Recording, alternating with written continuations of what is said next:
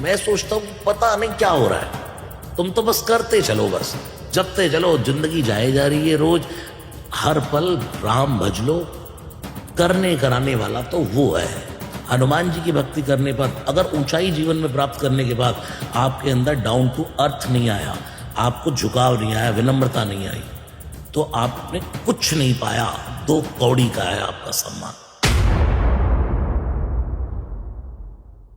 जय श्री राम। हनुमान जी एक चिरंजीवी है और तंत्र में उन्हें तीव्र मूर्ति माना जाता है, मतलब कि वो अपने भक्तों की मदद के लिए तुरंत आते हैं।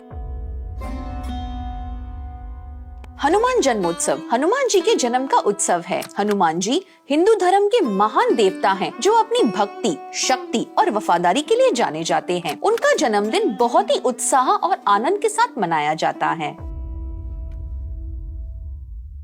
जन्मोत्सव का अर्थ है जन्मदिन का उत्सव, यानी किसी व्यक्ति के जन्मदिन को एक उत्सव की तरह मनाने का दिन। हनुमान जी एक चिरंजीवी है, इसलिए उनका जन्मोत्सव उनके जन्मदिन के रूप में मनाया जाता है और उनकी अमरता को सम्मानित किया जाता है। उनका जन्मोत्सव हर साल मनाया जाता है ताकि उनकी अमरता का स्मरण किया जा सके।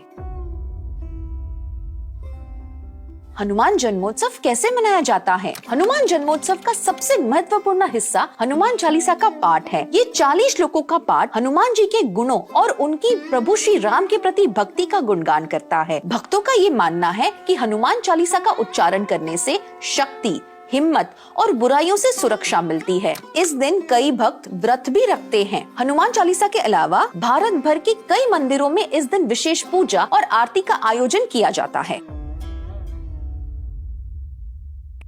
मंगलवार को भगवान राम का जन्म, मंगलवार को भगवती सीता जी का जन्म, मंगलवार को हनुमान जी का जन्म, मंगलवार को रामचरितमानस जी का जन्म और मंगलवार को सीताराम जी का विवाह।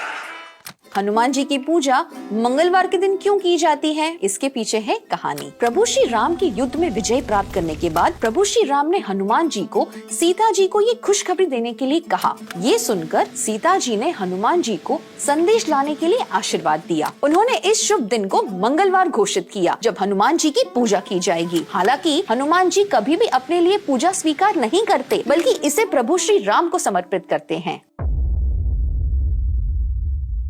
ये घटना मुगल सम्राट अकबर के राज की है। एक सुबह एक महिला पूजा से लौट रही थी और उसने तुलसीदास जी के चरणों में प्रणाम किया। तुलसीदास जी ने उसे बड़ी खुशी से आशीर्वाद दिया। जैसे ही उसने आशीर्वाद पाया, वो जोर से रोने लगी और रोते हुए बोली, मेरे पति अभी हाल ही में गुजर गए हैं और आप प्रभु श्री राम जी के महान भक्त हैं, कृपया उन्हें जीवित कर दें। तुलसीदास जी ये सब जानकर जरा भी परेशान नहीं हुए और उन्हें अपने आशीर्वाद पर पूरा विश्वास था, क्योंकि उन्हें अच्छी तरह से पता था कि प्रभु श्री राम बुराइयों का नाश करेंगे और उनका आशीर्वाद व्यर्थ नहीं जाएगा। उन्होंने वहाँ मौजूद सभी लोगों से महिला समेत प्रभु श्री राम का नाम जपने को कहा। सबने वही किया और राम नाम का जाप सुनते ही वो व्यक्ति वापस जिंदा हो गया। जब सम्राट अकबर ने इस बारे में सुना तो उन्होंने तुलसीदास जी को अपने महल में बुलाया और सबके सामने कुछ चमत्कार करने के लिए कहा। ये सब सुनकर तुलसीदास जी ने बिना किसी डर के अकबर से कहा कि वो कोई चमत्कारी संत नहीं है, सिर्फ प्रभु श्री राम के भक्त है। अकबर ये सुनकर गुस्सा हो गया और उसने तुरंत सिपाहियों को तुलसीदास जी को लोहे की जंजीरों में बांधने का आदेश दे दिया। तुलसीदास जी बिना किसी जवाब दिए प्रभु श्री राम का नाम जपते हुए जेल चले गए। उन्होंने जेल में भी अपना विश्वास बनाए रखा और वहाँ हनुमान चालीसा की रचना की और उसे लगातार 40 दिन तक पाठ किया। 40वें दिन एक चमत्कार हुआ। अकबर के महल पर एक ही वक्त में हजारों बंदरों का हमला हुआ। सभी लोग इस अचानक हुए हमले से हैरान हो गए। अकबर एक समझदार राजा था, तो उसे काफी जल्दी इसका कारण पता चल गया और अब उसे भक्ति की महिमा समझ में आ गई। इसी पल उसने तुलसीदास जी को रिहा कर दिया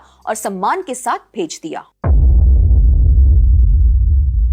हनुमान चालीसा पढ़ने के अनेक फायदे हैं। हनुमान चालीसा उच्चारण से व्यक्ति में शक्ति, हिम्मत और भक्ति की वृद्धि होती है। व्यक्ति बुराइयों और नेगेटिव एनर्जी से सुरक्षित रहता है। मन में शांति और सुख की प्राप्ति होती है। व्यक्ति चिंता और स्ट्रेस से मुक्त रहता है। हनुमान जी को संकट मोचन माना जाता है। हनुमान चालीसा का पाठ करने से सभी संकटों का नाश होता है, सामाजिक सुरक्षा मिलती है और व्यक्ति का काम सफल होता है। हनुमान चालीसा व्यक्ति के स्वास्थ्य में सुधार लाता है और रोगों से मुक्त करता है। व्यक्ति की बुद्धि और ज्ञान में वृद्धि होती है, जिससे व्यक्ति सही फैसले ले सकता है। बुद्धिहीन तनु जानिके सुमिरो पवन कुमार। ये चौपाई हमें याद दिलाती है कि हमें बुद्धि और विवेक प्राप्त करने के लिए हनुमान जी का स्मरण करना चाहिए। इस चौपाई के साथ जुड़ी है एक कहानी। एक बार जब हनुमान जी लंका पहुंचने के लिए समुद्र पार कर रहे थे तो उनका सामना सुरसा से हुआ, जो एक समुद्री राक्षसी थी। सुरसा ने हनुमान जी से कहा कि वो उनके मुंह में प्रवेश करे, लेकिन हनुमान जी ने अपनी चतुराई दिखाई और अपने आप को इतना बड़ा कर लिया जिससे सुरसा का उनको निगलना असंभव हो गया। उनकी बुद्धि से प्रभावित होकर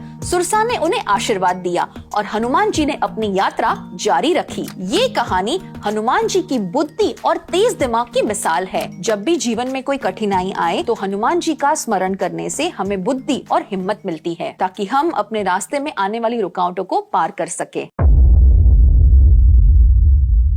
चम चम चम चम, इससे क्या हुआ? आप इस वर्ण वाले हैं, सोने के वर्ण वाले। हनुमान जी सोने के वर्ण वाले, इसमें क्या तांत्रिक शब्द है बताइए? 24 घंटे बजरंग बाण पढ़िए। जिसने कभी तुलसीदास जी को पढ़ा नहीं, जिसने कभी हनुमान चालीसा के बारे में जाना नहीं, वो ऐसे ही कुछ भी कहता रहे हनुमान चालीसा नहीं पढ़ना चाहिए, बजरंग बाण मत पढ़ना। ये क्या नाटकबाजी करते जा रहे हैं? हिंदू धर्म के लिए क्यों डराते जा रहे हैं लोग?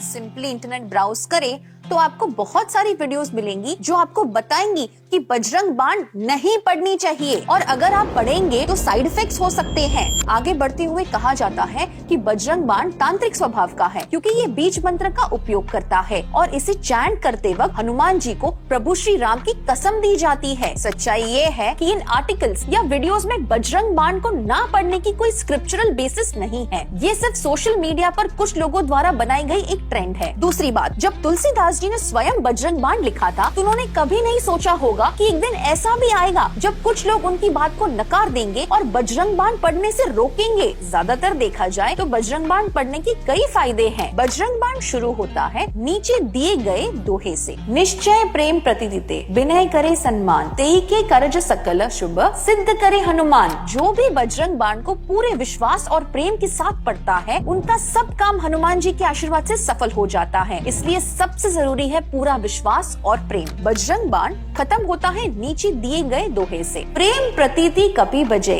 सदा धरे उर ध्यान, तेई के कराजे सकल शुभ, सिद्ध करे हनुमान। जो लोग हनुमान जी का पवित्र नाम विश्वास, भक्ति और प्रेम के साथ जपते हैं और हमेशा अपने दिल में उन्हें याद रखते हैं, उनकी सारी इच्छाएं हनुमान जी द्वारा पूरी हो जाती हैं। पाठ करे बजरंग बाण की, हनुमत रक्षा करे प्राण की। जो लोग बजरंग बाण का पाठ करते हैं, हनुमान जी उनकी जिंदगी भर रक्षा करते हैं। इस बात को समझने की कोशिश करें कि बजरंग बाण को नियमित रूप से पढ़ने से पहले उसका मतलब पूरी तरह समझना कितना जरूरी है। क्या आपको लगता है कि अगर बजरंग बाण कुछ गलत होता या उसका कोई नेगेटिव प्रभाव होता तो क्या तुलसीदास जी सच में उसे लिखते? और क्या एक सच्चा राम भक्त किसी को गलत सलाह दे सकता है? धन्यवाद देखने के लिए। हम आशा करते हैं